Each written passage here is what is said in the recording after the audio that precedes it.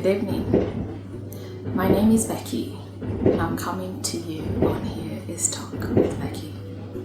So, my name is Becky. I am a counseling psychologist, and I'm here to start up a channel that talks about the different challenges that we experience in this life.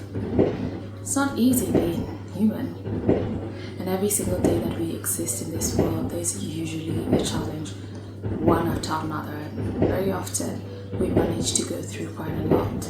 That's because we're capable of handling a lot. But today, as I begin this journey, I'd like to talk about who we are, the I am. I am a counseling psychologist, a mother, a daughter, a sister, a worker. So I identify as different roles in the society. How did I get to that? As an identifier, I identify with the roles that society has given me. What does that mean? Alright, looking at it from my day-to-day life, ever since I was born, the first thing I did was I was a child in the house. I was a sister to a brother. I was a cousin to my cousins and a niece to my aunties. I was identified by those roles that each and every member of my society, immediate and extended, identified me with.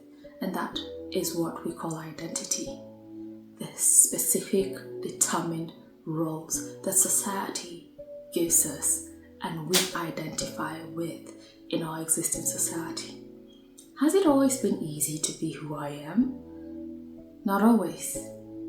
As a child, I was expected to follow the rules of my parents. Not always making sense, but always had a position to hold on to it. And as I grew up, I got to experience the conflict between my own ideals that came in from my family principles and the ideals of society. I had to challenge them at some point.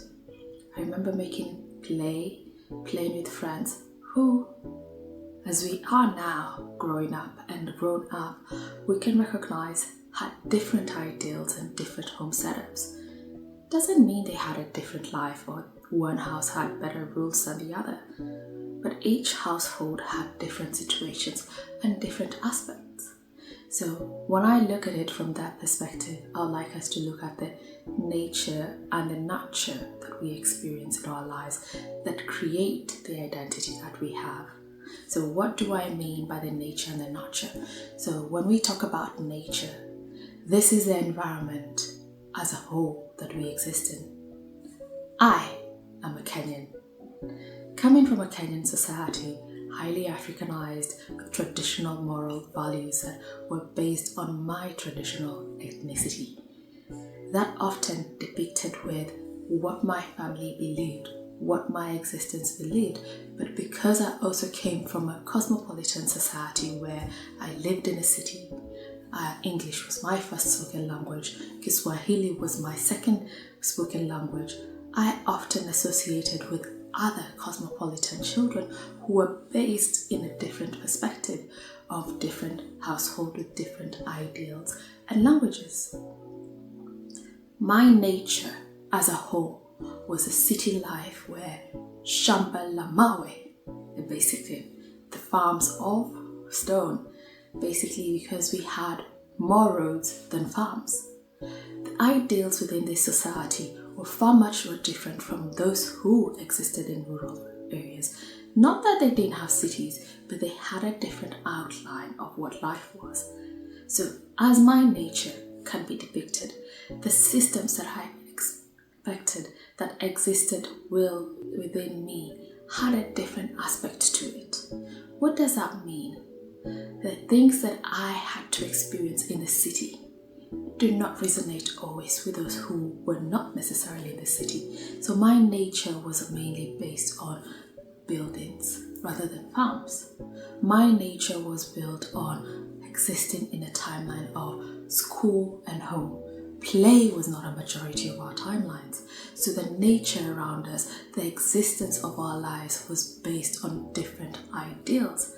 Now, when we come down to the idea of nurture, there's a whole different thing.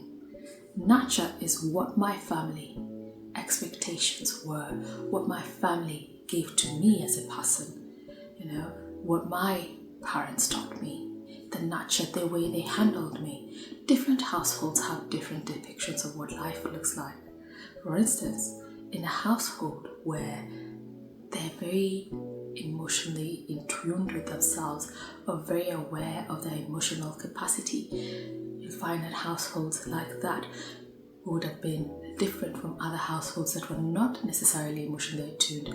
For instance, I remember having a parent who often talked to us about what were the rules, and we'd have conversations, or we'll read storybooks. Rather, I read storybooks to my parents during bedtime. On another household, there might have been a simple prayer and it's bedtime. There's a different nurture to it. There would have been hugs to bed. I remember being tucked in by a parent or a relative to bed, but not all instances were like that. Some families, children were expected to know their bedtime and expected to perform that in a different way. Some households never saw a parent sit down or give them hugs, and especially when we come from an African society whereby a lot of us would have asked, how often did you sit on a table with your father? What was the relationship between you and your father? I remember having to call my father, "Excuse me, sir. Would you like to drink a cup of tea, sir?" Often sounded funny to those around me, but it wasn't funny to me. But we picked it up as we went along, and very often did not sound right to many people. But we had a very close relationship between us and our fathers, but we often very much kept a bit of a distance because we could not play with them. That, compared with the nature and nurture that I give to my son can be able to have different conversations with me and have a different approach to things compared to what I had. And that's because my nurture had a different experience to it. So, let's connect it back to our identities. As an individual, who I was depicted by what I was expected and my responsibilities were at that specific time in my life. It wasn't always easy because I needed to be able to perform according to the expectations of society for me. As I walked out of the household, I represented a household of my parents. So that is the daughter of so-and-so, Becky, daughter of. And that often didn't come easy because the representation that I had in every moment that I walked out, I represented my parents rather than myself. So I would have to walk out and not be angry at situations where I'll have to smile along because my parents expected me to always be respectful. And in some cases, there were situations that I wasn't often safe or happy about, but because I had to constantly live within expectations of society, I had to depict myself in a manner that was expected of me. So, what does that necessarily mean for me as an adult Becky?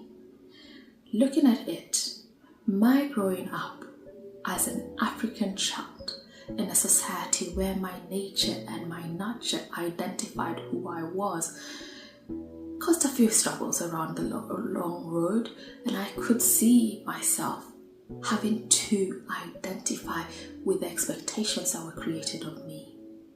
One of the major things that we have to realize is our identities can also be a hindrance to our own personal growth.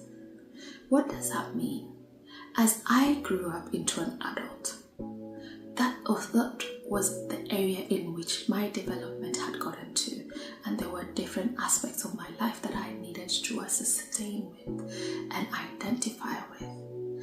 I finished my high school life knowing that I was incapable and unable to perform to a certain level, and that was because that was an identity provided to me by my educators.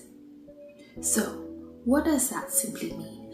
At some point, what was said to me that I am became who I presented to be. I often looked at things differently from the rest of the world. And I often found myself daydreaming about life having a different aspect of it. For instance, I loved history. And I had a history teacher who noticed that capacity in me and would see how I received my history lessons.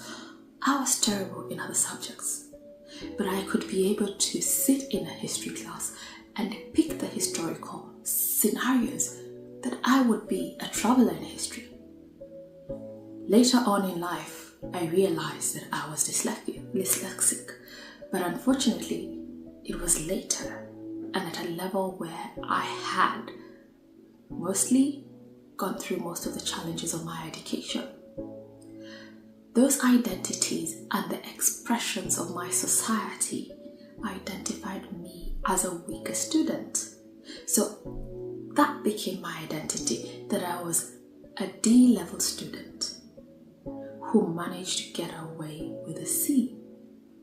As I went to university, I expected just the same mediocrity to continue with me, but due to my curiosity and due to my ability to speak and be able to express myself effectively, I met people who found a different output of it. As my confidence grew, my identity seemed to shift from that C-D level student into somebody who was curious to receive more. But you see, at that point, I was identifying as a university student, a level that not everyone could do. So I am a student became a reflection of who I was. It no longer was based on the ideals of what a teacher told me, but rather who I saw myself as. So as I bring in that ideal, the environment that was in, which is in nature, and the nature that was there, the curiosity that my teachers depicted in me, the questioning, and the universal ideas that came in to be explored and to be derived from my education changed my assumption of what is expected of me. So my identity from that D student who could do nothing moved to I am a university student. I idealized myself as a universal learner, changed my perspective into it. And as I grew that, my confidence grew because I could see myself amongst other educated minds. So my identity as a whole opened up to different avenues. And that is where I found myself and found a chance to be able to explore better as who I am. The I am is a major utterance in our lives, and a lot of times as a therapist, I sit down and ask the question, who are you and who do you identify with?